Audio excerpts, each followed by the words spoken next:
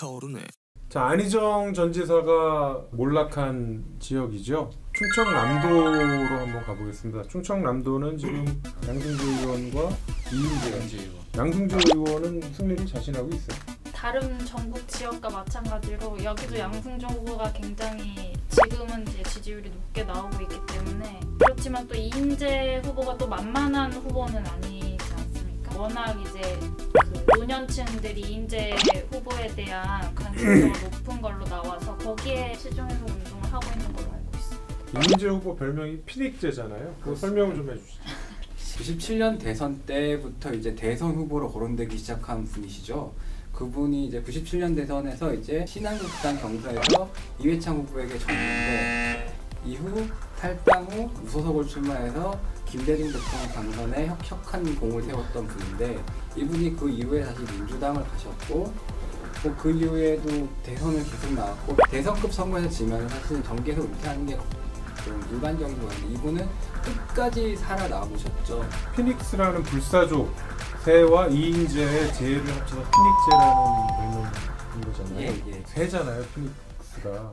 철새의 이미지를 거기에 투영한 일종의 그 조소하는 별명이다라는 얘기도 있어요. 이분이 되게 그래도 열려 있다고 제가 느낀 게 뭐냐면요, 그런 별명이 붙으면은 약간 정치인으로서 조금 뭐 무게감도 떨어지고, 특히 옛날 정치인이니까 그런 생각을 할 수도 있을 것 같은데, 지금 뭐 충남 사무실을 가면은 뭐 저에게 날개를 달아달라 뭐 이런 식의 뭐 유세를 하고 있다고 저는 들었어요. 어떻게 보세요? 이인재 그 후보가 어떤 정치인인지 혹시 기억나시는 부분이? 그 이인재 의원이 그 YS 정권 당시에 강하게 추진을 해서 고용보험을 만든 걸로 저는 알고 있거든요. 그래서 노동부 장관이요. 예, 노동부 장관 하실 때 몇몇 분들은 그렇게 말씀하시더라고요. 이인재의 행보는 마음에 안 들지만 사실 정치인으로서 그런 업적 하나 남겼으면은 뭐 충분히 인정할 만한 점이 있다. 항상 선거철마다 패러디로 나오는 거에 좀 빠지지 않았던 패러디물이어서 재밌었는데, 현 상황에서 피닉제 그 이미지 자체를 계속 들고 가시는 게 아마 최선의 방법이기 때문에 그러시는 게 아닐까라는 생각이 들어요. 안희정 전 지사가 몰락한 이후에 최대 수혜자가 이인재 후보라는 말이 있어요. 근데 저는 오히려 양승조 후보도 수혜자라고 볼 수도 있다고 보는 게, 박수현 의원이 굉장히 안희정 지사랑 사이도 가까워서 이제 사실상의 이제 차기 유력한 충남 도지사 후보였는데, 이제 안희정 지사가 그렇게 이제 좀 물러나게 되고, 또 박수현 전 의원도 좀 불미스러운 일에 엮이면서 이제 낙마하게 됐잖아요. 오히려 양승조 의원이 가장 큰 수혜자가 아닌가. 저희가 지방선거의 지역별 그 전망과 분석을 하고 있는데, 사실은 대부분이 여당이 워낙에 많이 앞서 나가는 지역이기 때문에 자유한국당 얘기를 조금 더 많이 하고 있는 상황이고요. 혹시 바른미래당 후보 중에서 가능성이 좀 있는 후보는 혹시 누구를 꼽을 수 있을까요? 가능성이라면 10% 가능성을 말씀하시는 건가요? 그거는 뭐 이른바 빅3에 소속되어 있는 후보라고 그럴까요?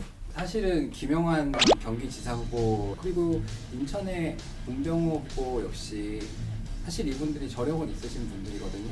다 예전에 민주당에 있었던 분들이죠. 처음에는 기자들이 다들 반신반의했어요. 이분들을 공천한다고 해서 과연 뭔가가 일어날 것인가. 김영환 후보는 국회도 상당히 많이 오시고 기자회견도 계속 하시고, 그 자신의 존재감 자체는 일단 보여주신 것 같아요. 관심이 가거나 떠오르는 후보들은 혹시 저는 이제 원내 정당은 아닌데요, 원외에 청년 정당을 표방하는 우리미래라는 정당이 있어요. 거기서 이번에 서울시장 후보를 한 명을 냈습니다. 우인철 후보인데요. 청년 정당이다 보니까 돈이 없어요. 그래서 펀드를 겨우겨우 이제 해가지고 5천만 원 기탁금을 마련을 해서 이제 등록을 했습니다. 근데 공보물을 발송을 해야 되잖아요. 공보물을 본인들은 안 하려고 했대요. 왜냐면 이게 460만 명한테 보내야 되니까 너무 비싸다고 하더라고요. 그래서 자기네들은 카카오톡으로 보낼 거다라고 했는데 선관위에서 공보물 안 보내면은 후보 등록 취소된다고. 그래서 공보물을 어떻게 했냐면은 이 A4 용지 반의 반만한 크기로 해서 이제 진짜 필요한 사항들 있잖아요. 뭐 재산, 병역, 뭐 납세, 뭐 등등 해가지고 그것만 이렇게 손바닥만하게 해가지고 460만 장을 찍었대요. 근데 그것도 1,000만 원이 나왔다고 하더라고요. 근데 이 부분에 대해서는 이제 좀 국회에서도 법 개정을 좀 예. 논의해봐야 되지 않을까라는 생각이 들어요. 이것도 결국엔 거대 양당, 기성 정당들이 기득권을 유지하는 수단이 아닌가. 왜냐면은 본인들이 어차피 보전을 받을 수 있으니까는 되게 고비용의 이런 홍보물 같은 거를 이제 좀 발행을 하는데, 소수 정당 같은 경우는 그 기준을 넘기가 어렵다 보니까는 이제 되게 아껴서 해야 되잖아요. 불필요한 비용이 소요되는 선거법은 좀 손볼 필요가 있지 않나라는 생각을 이번에 해봤습니다.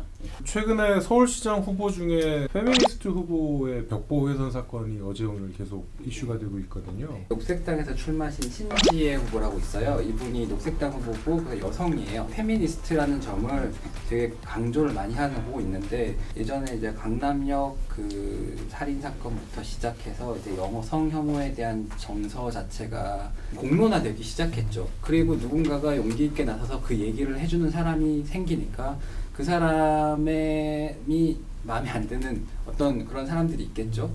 그래서 이제 공보물을 훼손하고 이렇게 하고 있어요. 근데 되게 신지혜가 대단하다고 생각한 게, 이분은 이제 트위터를 통해서 자신의 공보물이 훼손되고 있다는 점을 되게 적극적으로 알리고 있고, 저는 뭐 박근혜든 신지혜든 미워도 좀 룰은 지키면서 비판해야 되지 않나. 신지혜 후보 같은 경우는 아무래도 당세가 없는 정당이기 때문에 스스로 현수막을 막 메고 다녀요.